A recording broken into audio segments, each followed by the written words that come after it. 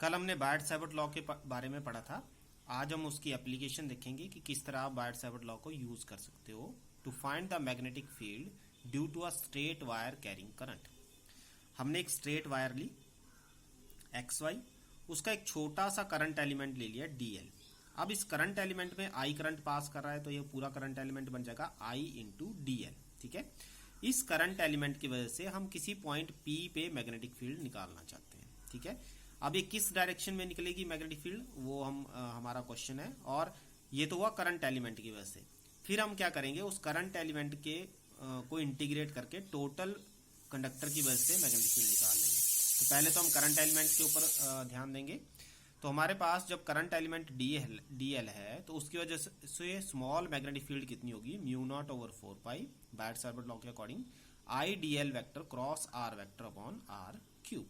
ठीक है, और अगर इसको एंगल की फॉर्म में लिखना चाहते हैं, एंगल थीटा आपके पास दिया हुआ है, ये एंगल थीटा बना रहा है ये, तो आपके पास आ जाएगा mu naught over 4 pi I D L. R आपका कट जाएगा, एक आर से एक आर कट गया तो नीचे रह जाएगा R square I D L sine theta. ठीक है, साइन थीटा आ गया। उसके बाद हम देखते हैं ट्राइंगल पी ओ सी को ध्यान से देखेंगे। ये 90 डिग्री बन रहा है, ये थीटा है और ये फाई है। ये थीटा और फाई क्योंकि 180 डिग्री होता है एक ट्राइंगल का पूरा सम, तो अगर ये 90 डिग्री है तो थीटा प्लस फाई भी आपके किसके बराबर होना चाहिए, 90 डिग्री के बराबर होना चाहिए। तो थीटा कितना आ गया, 90 माइनस फाई।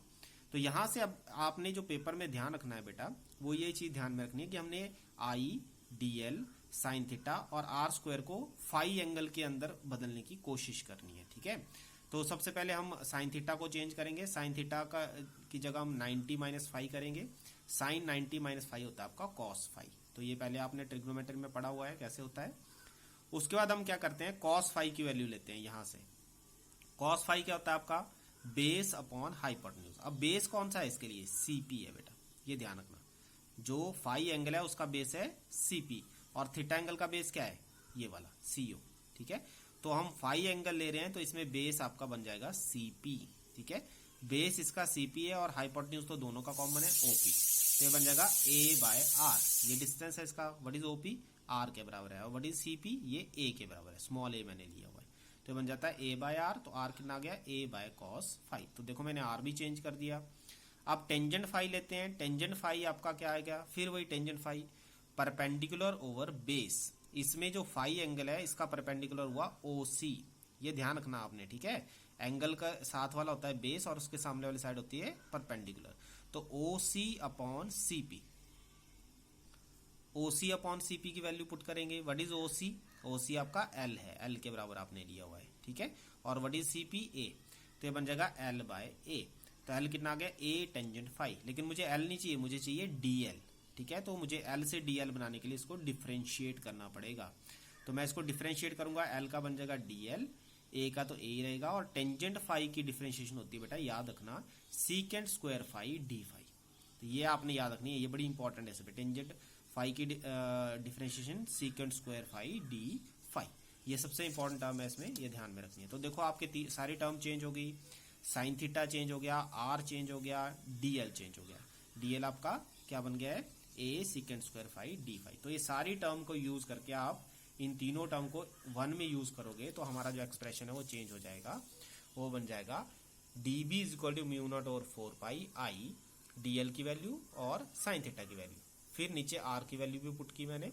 जब इसको काटोगे, आपने खुद कटिंग करनी है इसकी, तो ये बन जाएगा cos phi D phi. Secant का मतलब क्या होता है, 1 बाय कॉस फाई। तो 1 by cos phi, cos square phi करोगे तो कॉस स्क्वायर से कॉस स्क्वायर कट जाएंगे क्योंकि दोनों डिनोमिनेटर में, ये इसके डिनोमिनेटर में आ जाएगा और यहाँ कॉस स्क्वायर फाई इसके डिनोमिनेटर में आ जाएगा, तो बचेगा क्या, कॉस फाई। तो यहाँ पे आपके पास क्या रह गया, D B is equal to mu naught over 4 pi I upon A cos phi D phi. अब इसमें एक चीज और समझने वाली है कि मान लो ये कंडक्टर की लेंथ है जो, ये आपकी क्या इनफाइनाइट है, मतलब कहीं पे भी नहीं मिल रही है आपको, बहुत ज्यादा दूर है। तो इन्फिनिटी पे आपको पता है कि एंगल ये वाला कितना होना चाहिए, फाई टू आपका कितना होना चाहिए, 90 डिग्री। ये बिल्कुल 90 डिग्री होना चाहिए इसके साथ। जो अभी मैंने फाई टू बनाया ना, ये फाई टू यहाँ तो दिख रहा है, लेकिन अगर ये इन्फाइनाइट लेंथ होगी तो ये भी सीधा ही होगा स्ट्रेट, और ये भी नीचे को स्ट्रेट होगा। तो यहाँ से ये एंगल कितना बन रहा है फाई टू का, 90 डिग्री, और यहाँ से फाई वन का कितना बन रहा है, 90 डिग्री। लेकिन हम इसको अगर ओरिजिन मानते हैं तो ओरिजिन से नीचे की तरफ को हम नेगेटिव एक्सिस लेते हैं और ऊपर की तरफ को पॉजिटिव एक्सिस लेते हैं। इसलिए मैं नीचे की तरफ को φ1 को -φ1 लूंगा और ऊपर की तरफ को पॉजिटिव φ2 लूंगा। तो जब लिमिट पुट करेंगे हम इसकी -φ1 to φ2, कब? जब आपका कंडक्टर कैसा है, इनफाइनाइट लेंथ का है, ठीक है। इनफाइनाइट लेंथ का जब कंडक्टर लोगे आप, तो उस केस में आपका -φ1 to φ2 चला जाएगा। तो ये बन गया μ0I/4πa, ठीक है, जो वैल्यू है इसकी, और ये आपका -φ1 to φ2 चला जाएगा, ठीक है। तो ये आपका cos φ d φ आ जाएगा। उसके बाद आप क्या करते हो, इसमें वैल्यूज पुट कर देते हो sin φ to cos φ की जगह। जब इसकी इंटीग्रेशन करोगे, cos φ की इंटीग्रेशन क्या होती है, sin φ, पॉजिटिव sin φ होती है, ये भी याद रखना।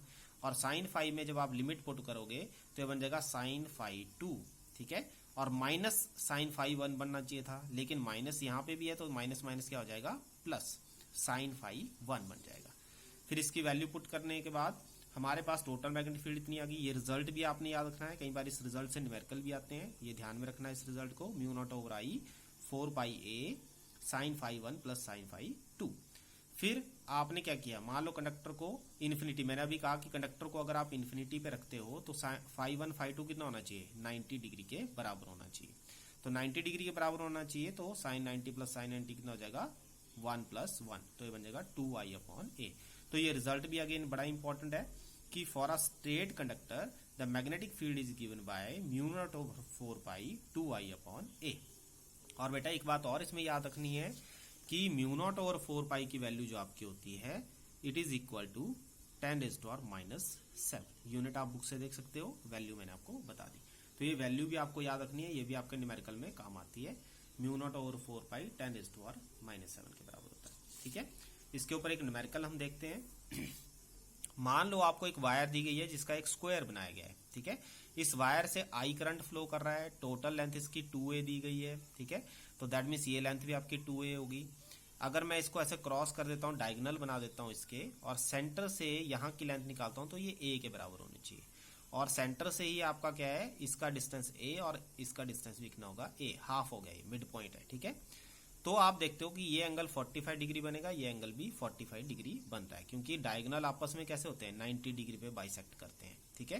तो मैंने डायगोनल को भी बाइसेक्ट किया हुआ है, इसलिए ये 45 डिग्री, ये भी 45 डिग्री बनेगा। तो डायरेक्ट आपने फॉर्मूला यूज करना है, μ0/4π I/a, वही sin φ1 प्लस sin φ2। तो sin 45 डिग्री आएगा, ये भी 45 डिग्री आएगा।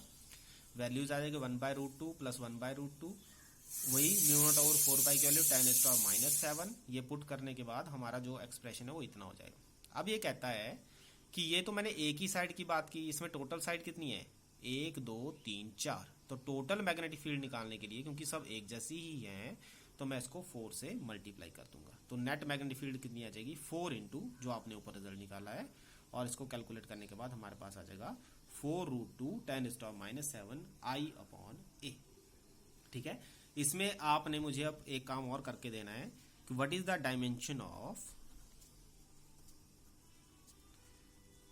Dimension and unit of μ0, absolute permeability, ठीक है। इसकी मुझे आपने यूनिट निकाल के देनी है और डायमेंशन निकाल के देनी है। ये आपके लिए काम है, इसके लिए आप बुक की हेल्प भी ले सकते हो और जैसे आपको इजी लगे वैसे कर सकते हो, ठीक है। एब्सोल्यूट परमिएबिलिटी इसको हम पढ़ते हैं।